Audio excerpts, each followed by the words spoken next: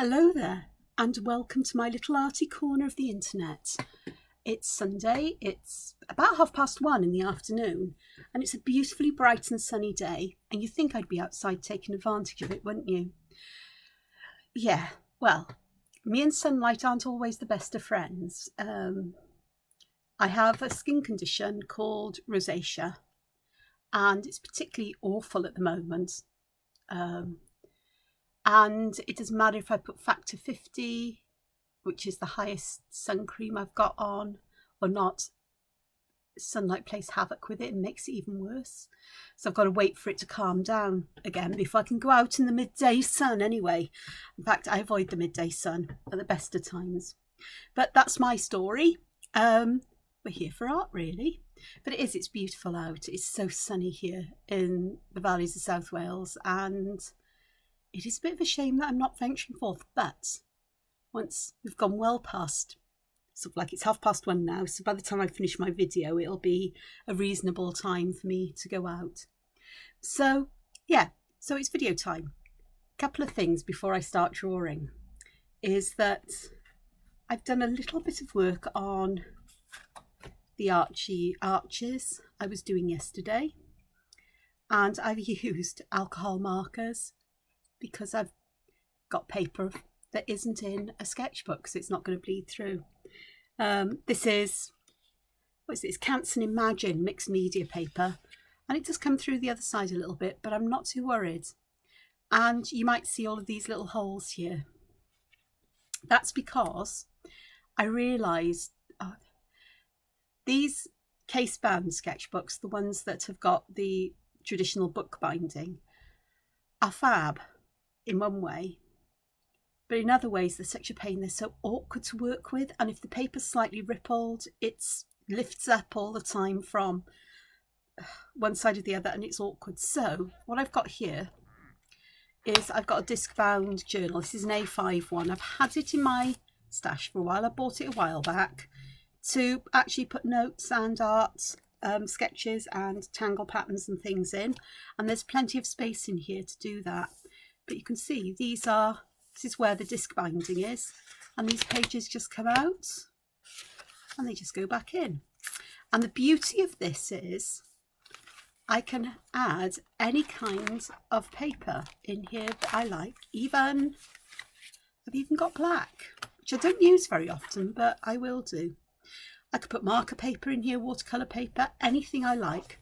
And once this is, it's too full to keep in here, I can just take the artwork out and with a couple of spare of these rings, bind it together and store it nicely, which is a good thing.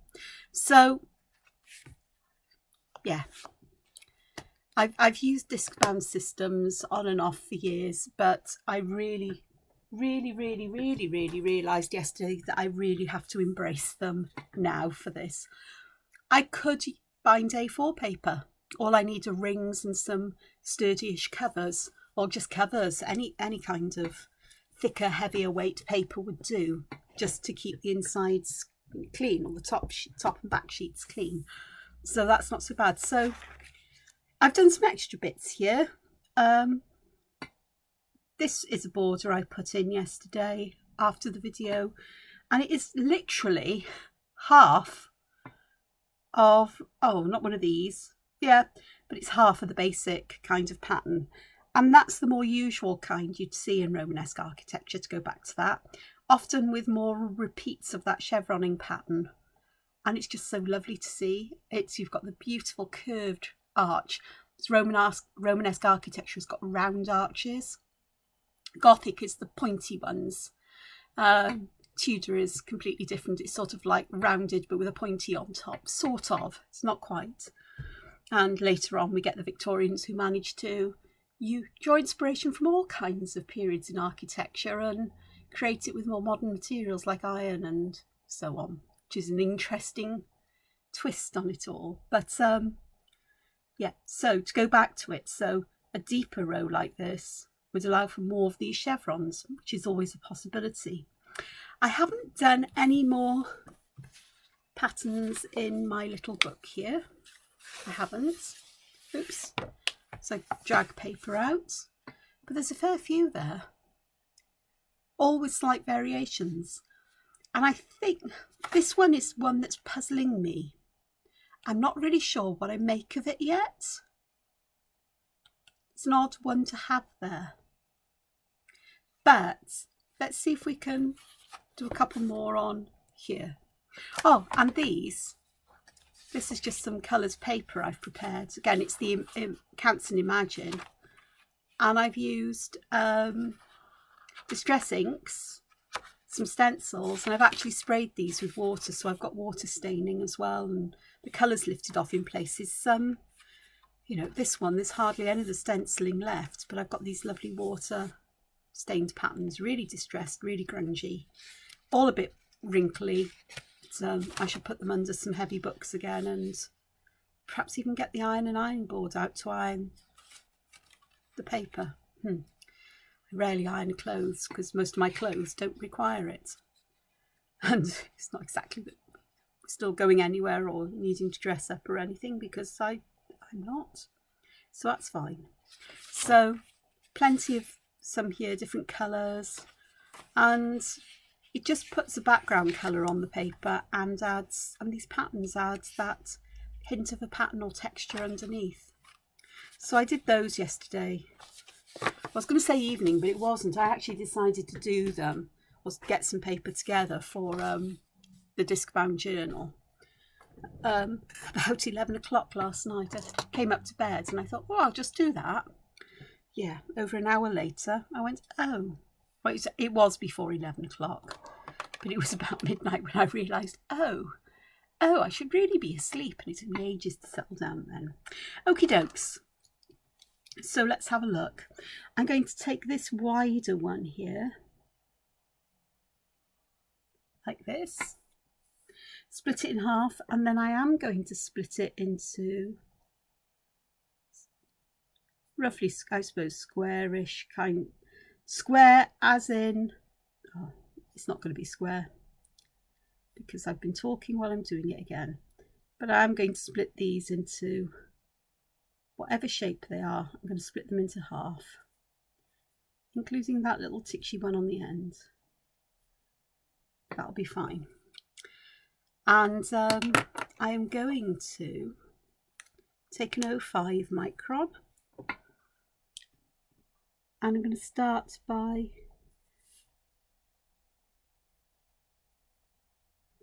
I'm going to draw a zigzag in this way,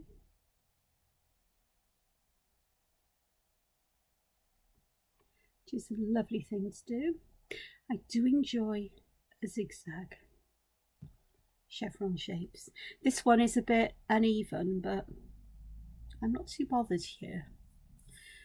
If I wasn't filming it, I've rubbed out those pencil lines and started again. But it is what it is. And then I'm going to draw chevron shape so that it's a reflection of the original one again. So essentially what I'm doing is making a chain of diamonds or squares on their points, lozenges. It really does depend on how wide I've made them, but the unevenness will disappear. Okie dokes. So what do I want to do next? Next, I want to draw a smaller version of the shape within it, like this.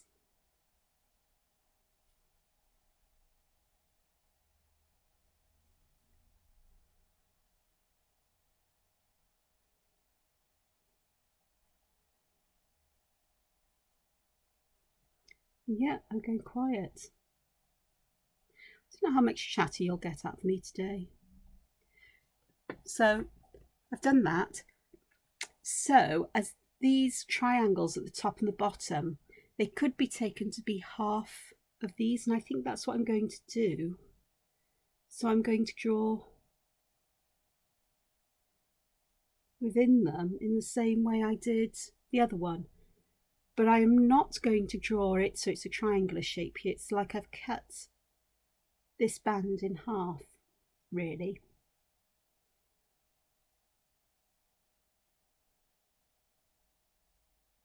Some of my lines are going to be a bit wibbly and wobbly. This isn't my first art of the day. I have got a couple more templates done for adorable dogs, so I think I'm up to 25, 26 out of 31. I usually do extras, so there's some choice, and I've got a feeling I'm going to be going back over some of the earlier ones to re-examine or re-evaluate them, because as I get more and more into the particular topic of the book, then I develop a style or an understanding of it. And it's taken me a while to get into that with dogs. I have to say, it's great fun doing. And I love dogs. My last book was cats, which I love. But I much prefer, in many ways, botanical and abstract things. Perhaps a bit of architecture in there. Very cute things. I like my doodle worlds, where I can be as super cute as I like. Okay, so I don't know if you've seen what I've done, is I've just divided this with a cross, so from corner to corner, and here from the centre to the corner. So I've got these shapes. Now then, this is where I am going to take a little bit of time to think about what I'm going to do.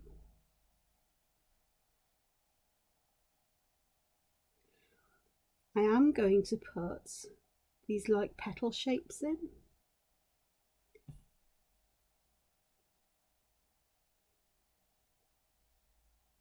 Now I have a choice here. I can either do all of these exactly the same, or I'm tempted to alternate. I am tempted to alternate them, but perhaps I'll alternate. Yeah, perhaps I'll do it a different way to what I was thinking.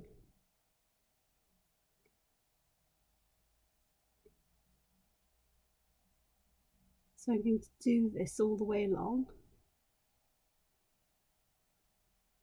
And I'm making the petal shapes point out towards sides of the squares. I could have done them vertically and horizontally, but I'm not. This is sort of like almost like Romanesque meets Gothic flooring or medieval flooring tiles.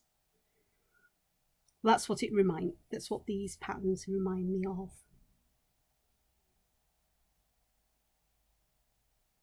And tiles, whether they're floor tiles, wall tiles, right the way through history, are a rich source of inspiration for patterns and colours. As I've said before, there's nothing new under the sun, really. I'm sure there are things that are entirely new, but it's how you put them together, the feel you give to them. So, you know, my drawing's all quite curvy. Even my straight lines are curvy. Not wobbly, but if I draw something with straight lines in, the straight lines, they're drawn by hand, not with a ruler, as it were. And that's my style. But something like Art Deco, then you would want very straight lines and edges, because it's got that kind of feel, that precision about it. It was, you know, during the age of,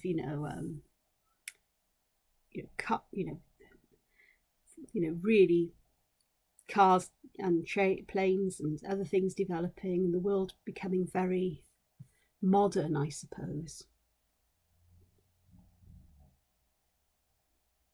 And it was in contrast to Art Nouveau, which is very florally and organic, with lots of curls and beautifully rounded shapes, very stylized as well, which is what I particularly love. Perhaps the exception would be the Glasgow School of Art, Rennie Mackintosh, and similar artists, because their art was much more geometrical, but there was, even though there were straight lines in it, there were aspects that were always like the rose is very famous, the Glasgow rose, Glasgow Tea Rooms Rose, which is a circle with very stylized petals within it. It's very recognisable. If you've ever seen it, you'll know. Very beautiful. I do love Reddy Mackintosh. And I've had some times where I've explored how that kind of art is constructed as well. I just want to pattern it to high hell. There's lots of open spaces in it. So what I'm doing here is I am repeating this pattern, but instead of leaving these patterns white and filling the space in outside, I'm reversing this and I'm turning the petals black and leaving the outside white, which gives a little twist on it, which I quite like. I think I did the example of this in, not yesterday, the days before's video, I think. And I tended to change it along the whole line. So I recorded lots of ideas, but what I'm doing here is just using one kind of idea and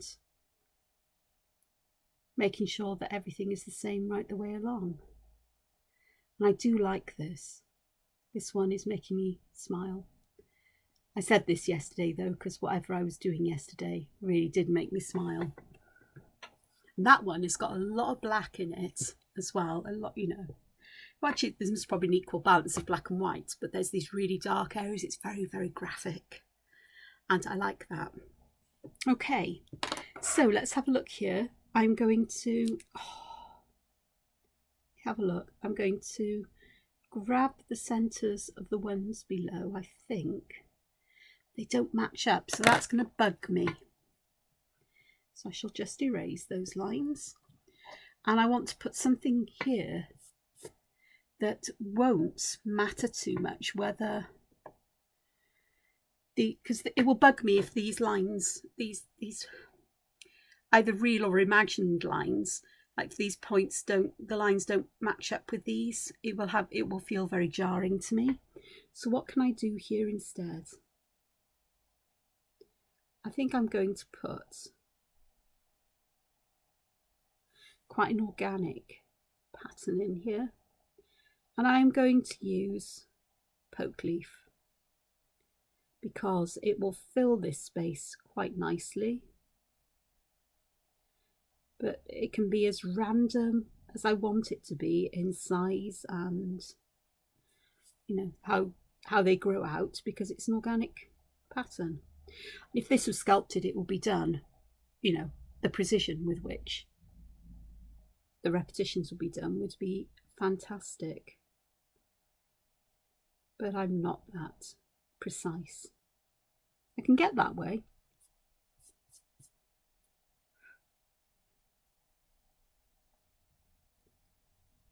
Well, I've been known to, but these days I'm not that interested in being, you know, precise to within a millimetre of a repetition or whatever.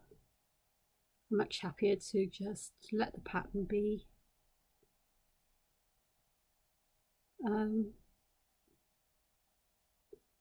Warts and all, I suppose.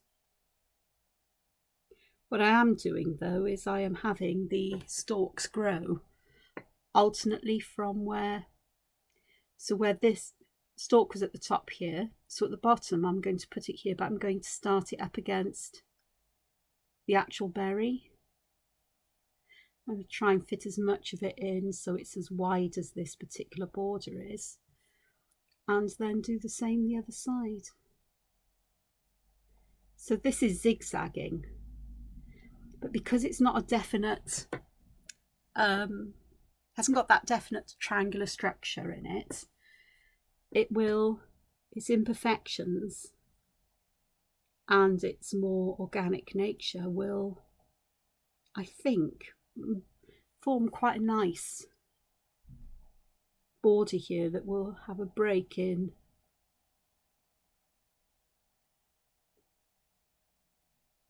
the very geometrical patterns that are here. Bear in mind that this drawing here is just examples. It's not a finished drawing. It won't be. It's just going to go into my, well, what's now going to be my disc-bound sketchbook, which makes far more sense to me. And there is a reference for ideas. I'm spilling out of my lines here a bit, but I'm not too worried. Okay, and then that one would have that there, have that one, that there actually. I'll just have that bit there. So there we are. So there's that little one done there.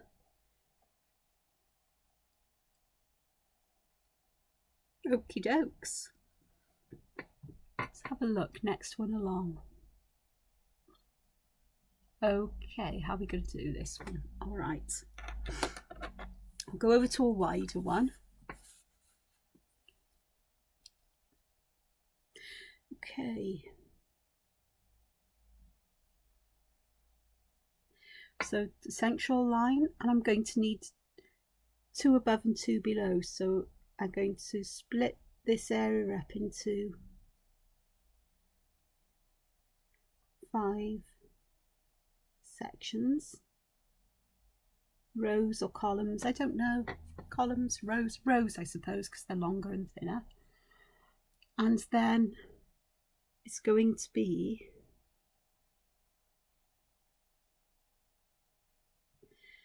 squares. Split it into squares first, and then it's easier to split those squares into half squares. And I'm happy just to leave that as it is. Okay, so this one,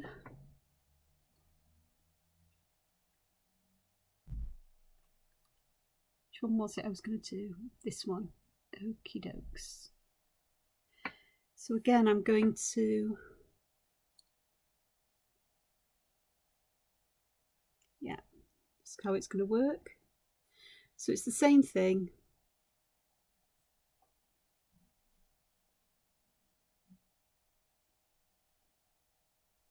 So there's that one.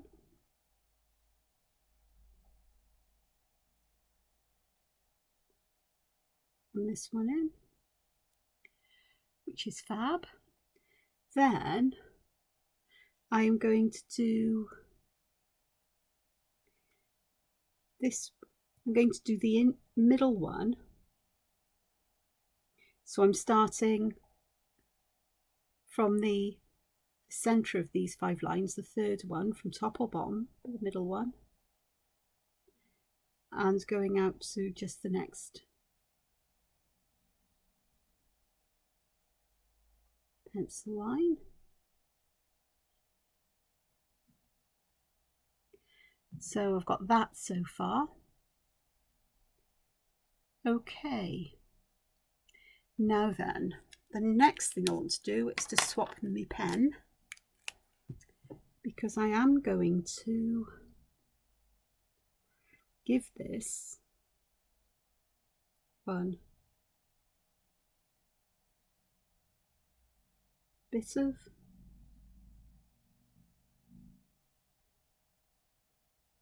an aura. I'm sort of taking it up. I didn't manage it on the first one, but if it goes and meets that second line, that's fine. I think here it's more important to keep the aura line. Oops, that one didn't go quite right, but it's okay. There we are. So I've got this kind of pattern going on here. Okay, so what I'm going to do in the middle of these, I'm going to put a lozenge shape in there, simply because I can, and it looks quite nice. It's different to what I've done before. I haven't done one here that has it going this way. And then in these bits, I am also going to put half of a lozenge shape. Not so easy to do on the top because I made that border quite thin, but I'm working with where I put my pencil. And I've got this kind of, yeah, this kind of pattern going on.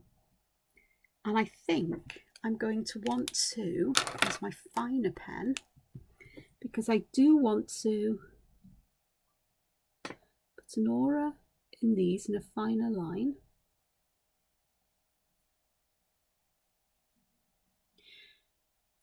I'm able to do this because I work on a much bigger scale than Zentangle tiles would be. So being able to use distinctly different thicknesses of pen, so this is a 0.2, the other one's a 0.5, makes all of the difference in the world. These thicknesses really do add a lot of interest. And it's quite common to see this in Romanesque sculpture, which is where my inspiration for a lot of these things has come from. Not all of them, some of them's just come out of my head. Others may have been influenced by things like medieval tiles. There we go. And there I've just added another aura here. So this section between the points of the diamonds and the outside edge, there's a thick line, there's a thinner aura, another thinner aura, and then the thicker line. So it gives a nice sort of boundary feeling to it. Okay, now then, I've got all of this space here. So what, and here. So what could I do? Well, I think I'm going to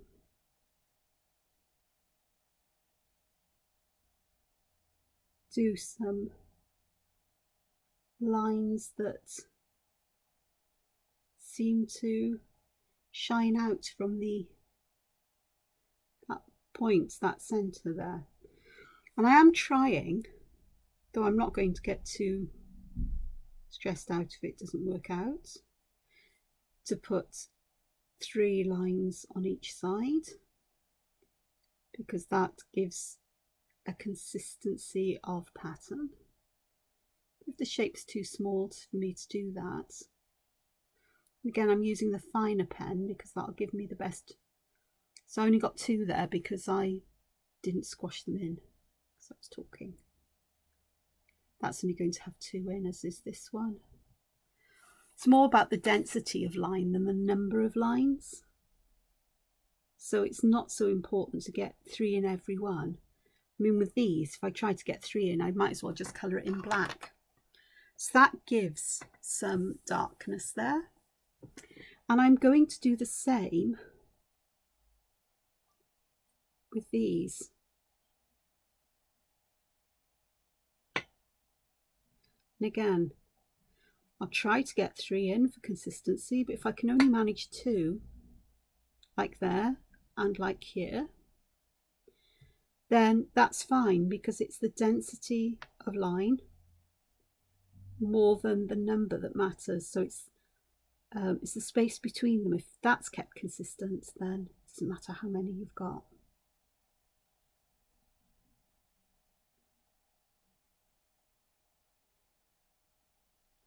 It's a nice way to add shadow as well and contrast. So there we go. We've got, I've done 2. I'm going to stop there for today. And how am I going to add some shadow to this? First thing I want to do though is to clean this up a bit, because if I can get rid of the pencil lines, they won't be visible. I know it's what I do. They're only there as a guide, and they will show through, I think, on patterns like this. Okay, I have choices. I could use any media I like to add shadow. But I'm so tempted because I've got my alcohol, well, a set of alcohol markers out here. I think that's what I might use. Oh, shall I? The problem with alcohol markers is that you do tend to get very distinct lines even when you're blending them one to another. So I think I'll stick with the, ooh, I can reach those easily, my chalk pastels. And let's have a look. So I really want, find some tortillons in here.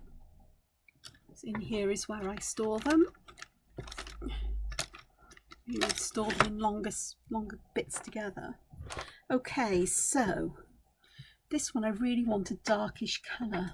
So let's head towards a lovely, oh, there's a nice reddish brown. I'm just going to put some of this colour in the centre here, where all of these little fine lines come together, and I'll do the same on the edges. This could do with a bit of a sharpen, but it'll be all right.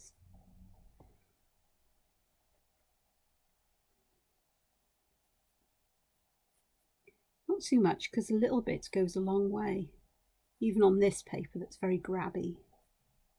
That will do nicely. Okay, next job. Find one of these things that will work. It's just gently rubbing it in to begin with. And then anything that's loose I can just move along to give that gradual change in colour from dark to light.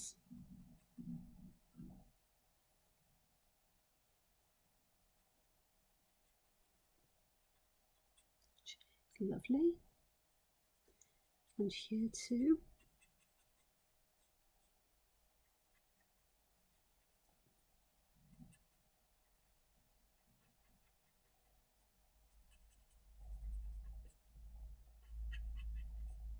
That little bit there, just colour in. And then we'll do these middle bits here. If I was using water soluble media, I would actually pull the tiniest bit of colour out from the dark area first, and then go back and add water to where the densest colour is, to get that really deep dark one.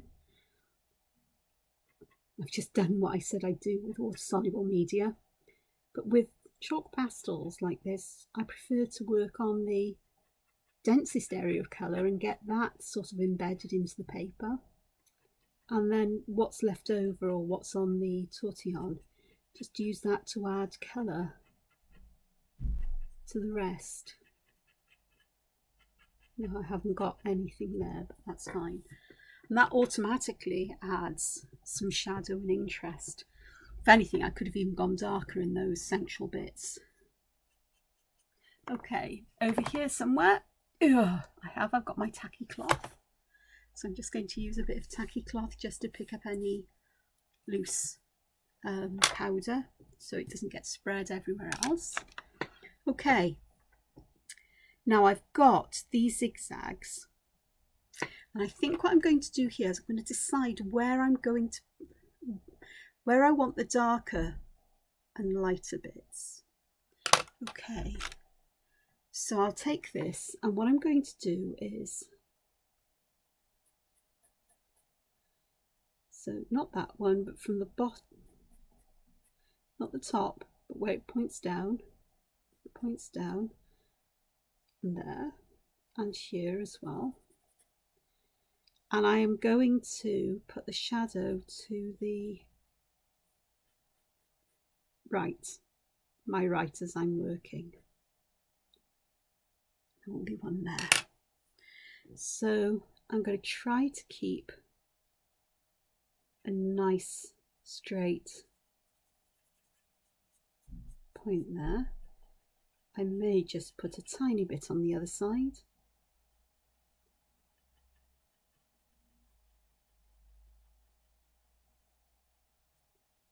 That'll be fine. But I really want that sharp edge there between the light and the dark. Don't mind having a bit of colour at the bottom here, because this is what I'm trying to give the illusion of. this one dips down and this one dips up. But it is about bearing in mind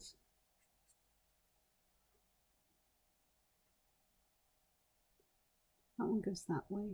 Yeah, so that's, just put that in there, and I shouldn't have really. That's fine.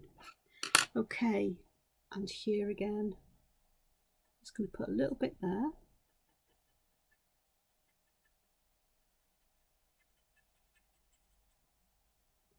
I will just put a little bit at the bottom there. And I'm going to keep those finer borders around this pretty much as I can. I'm going to keep them really quite white, because I think that will help to separate things. Perhaps. How's that looking? What do you reckon? See, I can never see the illusion myself. Right, it's an awkward one because I should have worked it this way, and those ones really should have been in shadow down, so it's a bit of an awkward one. But what I can do, I have a black here, so which way would the shadow go from these? It would go from here up, so I'm just going to mess a bit with these.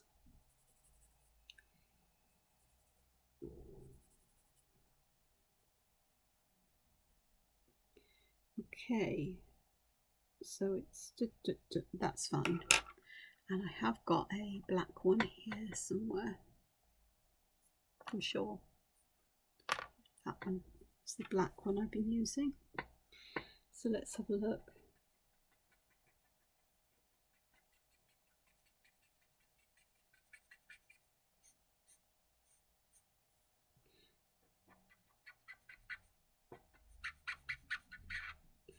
Squeaks terribly, doesn't it? What's the worst that's going to happen here? I'm just thinking to myself and thinking, oh, have I done the right thing here or not? I don't know. The worst thing that's happened though is that I'm learning that I really need to stop and think a bit more carefully and look at the way this paper would be up if it was going to be looked by somebody in a, in a book.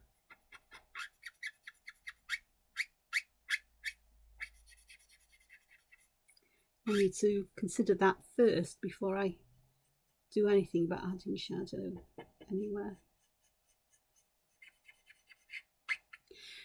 Squeaky tortillons.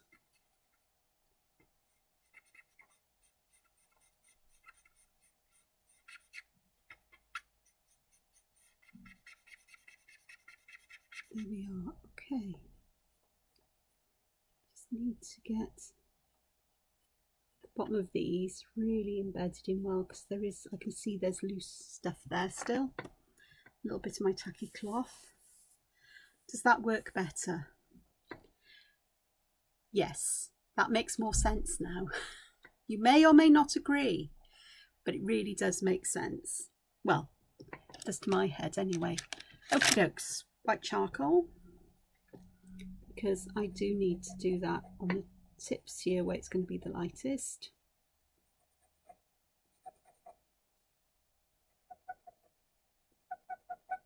So I am doing the one that's touching the edge, missing the next one, the one that's touching the edge, missing the next one, so it's alternates. And then somewhere here I did see a cleanish one.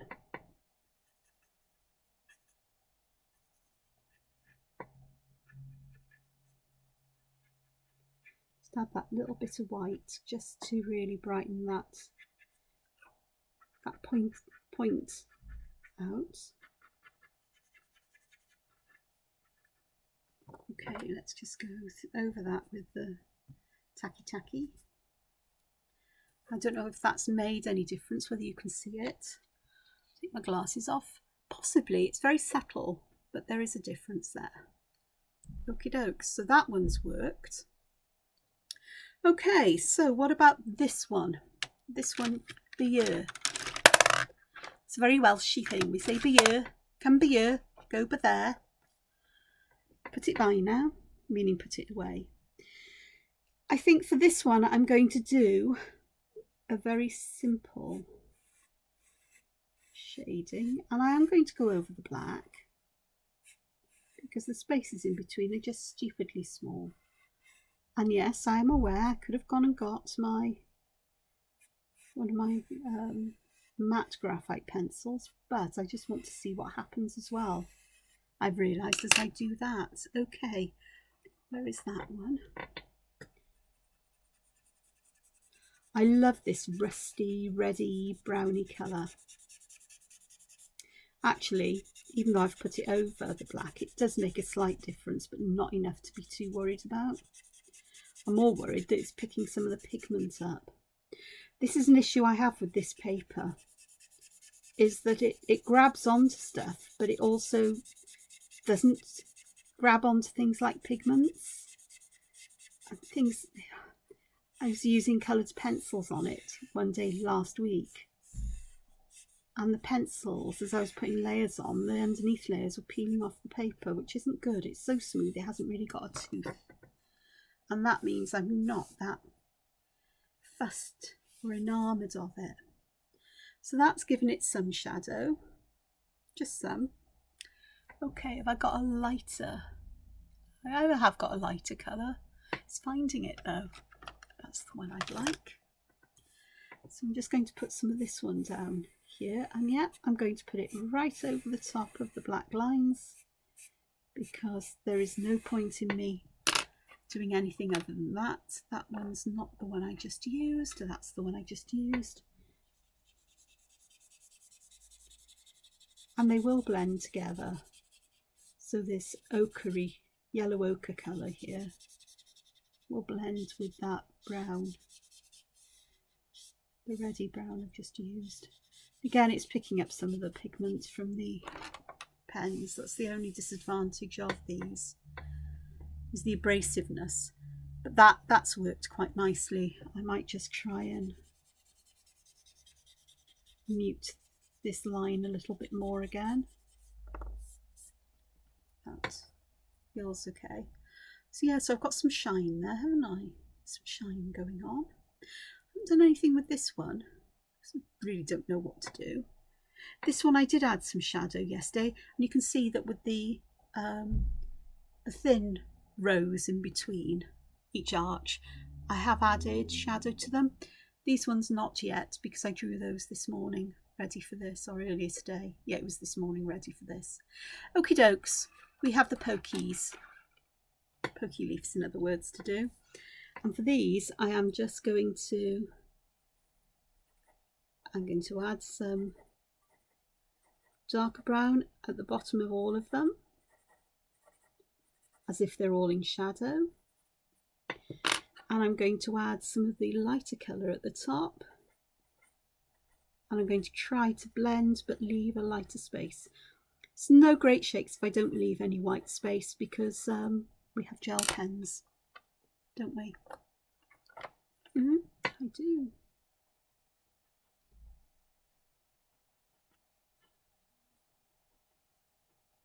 Let's see how much. I don't know if you can see the tip of the tortilla on how much black that's picked up. I suppose the pen could do with drying a bit longer before I do things like this. It's fine.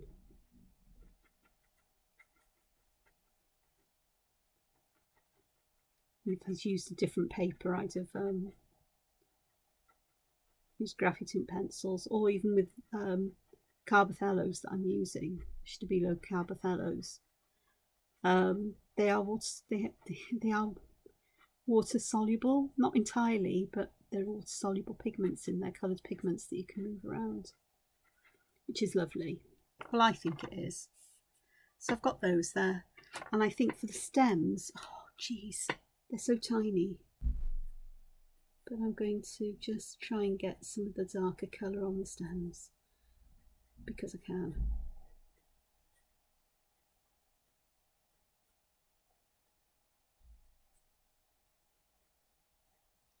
Okie dokes, let's have a look.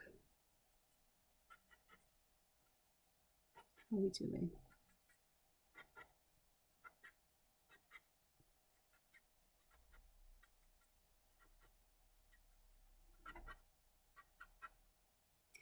There we go. Tacky pen, tacky cloth again, just to pick up any loose stuff. And it does really pick up loose stuff. So there, I've got all of that done. Still don't know how I'm going to approach that one. Looking at the time, oh gosh, 45 minutes. I haven't got anything in the middle of these now. There, I am tempted to do some metallics. I really am, in the centre of these. Possibly, but I'm not entirely sure. These, part of me is going, ooh, I could put some white dots in these little ones at the bottom. And I'm thinking, no, Angela, you really don't want to do that. What I could do, I'm going to see what kinds of difference this makes.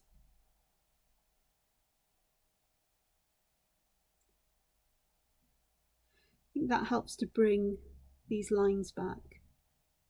So I'm just going to do a couple so that we can see the difference that makes by drawing over the lines. The problem is you've got to be really good at being able to draw over the lines. Part of me quite likes that they become less obvious in the shadowy area. I don't know, does it really make that much of a difference? It doesn't really, does it? So I had to try it to see.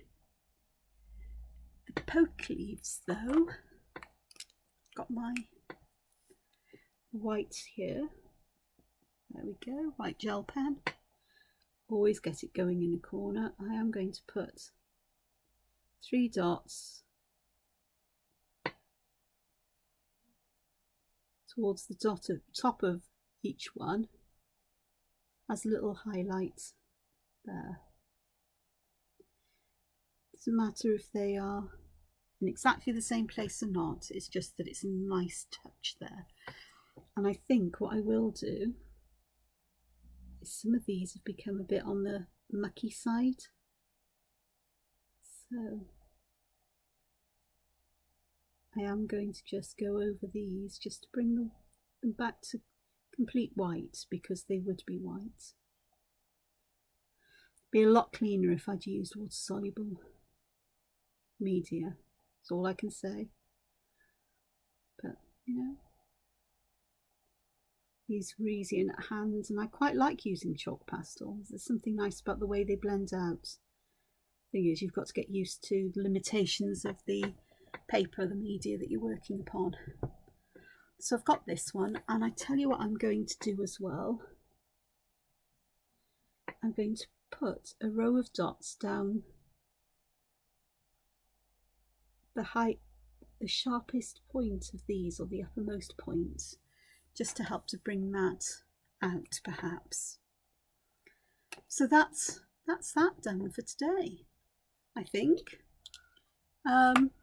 Just a couple more done. I don't know which one you like the most. I particularly am fond of this one, the one that looks like medieval tiles. But I'm also very fond of this one and this one and this one. This one I think I will be once it's had colour added. This one I particularly like. In other words, I like them all. And I even like that little appearance of poke roots and this very simple checkerboard pattern.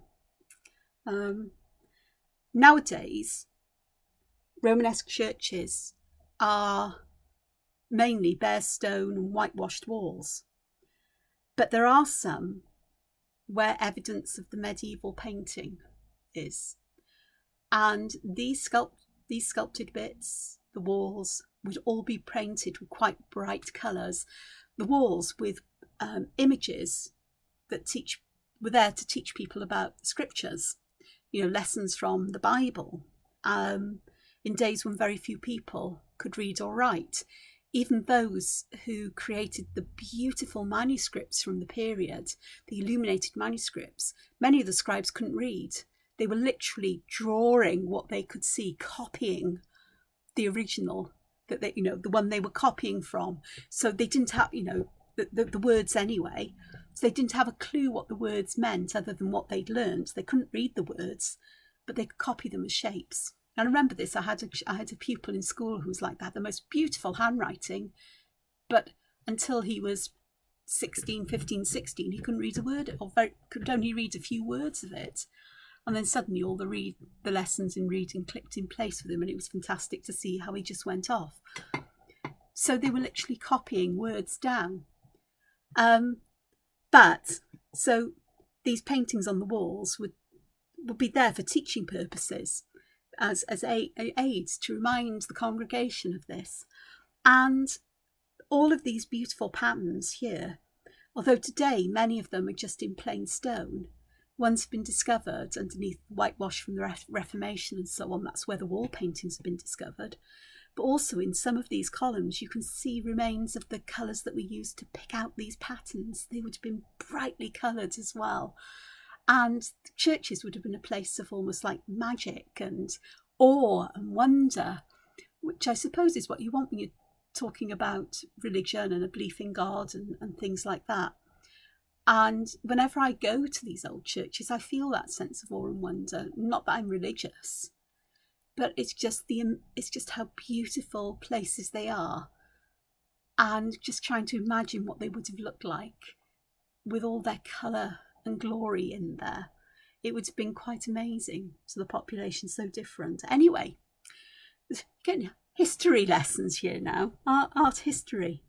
And of course, we can never really put our mindset back into those times, because in medieval times, people's whole existence was about avoiding time in purgatory, avoiding going to hell and avoiding spending time in purgatory. It's the whole essence of their being in many ways, believe it or not. And it's just something it doesn't compute in my head. But there we are. So Romanesque architecture, tangle patterns, they overlap. Well, they overlap in my head, or they are similar. So I hope you've gained something from this. I hope that my little rambling off onto things historical, architectural, perhaps even archaeological is of interest, and in whatever way. And I'll just say thank you for joining me. Thank you for all the likes, all the shares, the subscriptions, and the comments. They always mean so much. They really, really do. And I should say thank you at the beginning of the videos, not just the ends, but I forget. So I'll just say thank you very much. Enjoy the rest of your day and look after yourselves, no matter what else. Find time to be creative, whatever creativity means to you. Bye-bye for now. Bye.